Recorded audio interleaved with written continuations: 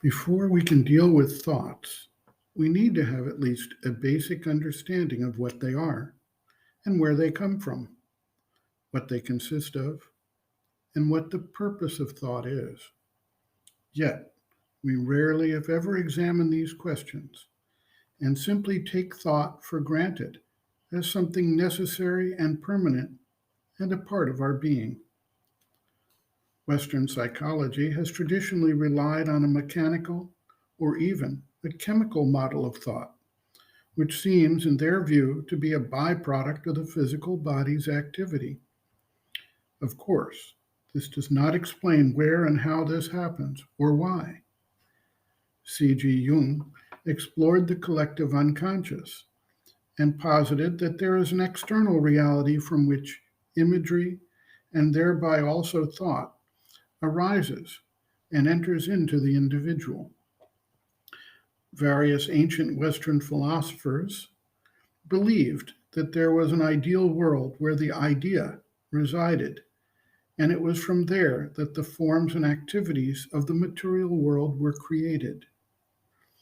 Practitioners of the occult have noted, in their exploration of inner space, that there is a separate plane of thought independent of the individual, and it is on this separate plane that thoughts exist in their original form, and from thence impose themselves into the physical world.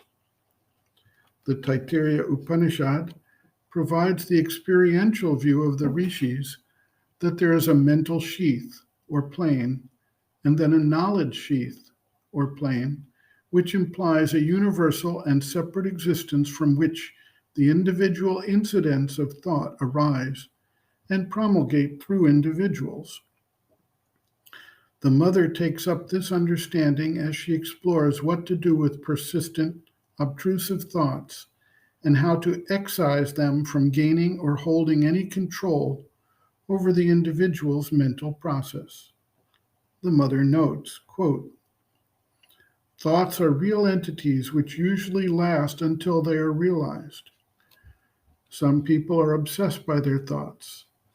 They think of something and the thought returns and goes round and round in their heads as if it were something from outside. But it is their own formations returning again and again and striking the mind that has formed them. That is one aspect of the matter. Did you ever have the experience of a thought taking the form of words or a sentence in your mind and returning over and over again? But if you are clever enough to take a piece of paper and a pencil and write it down, that is the end of it. It won't return anymore.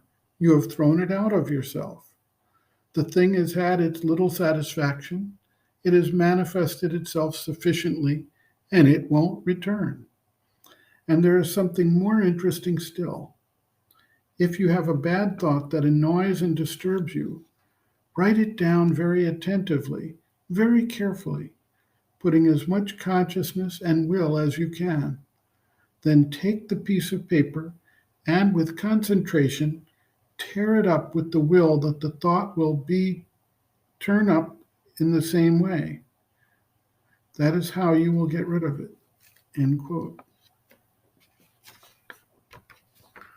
Reference, Sri Aurobindo and the Mother, Living Within, the Yoga Approach to Psychological Health and Growth, Disturbances of Mind, Obsessive and Compulsive Thoughts, pages 32 to 35.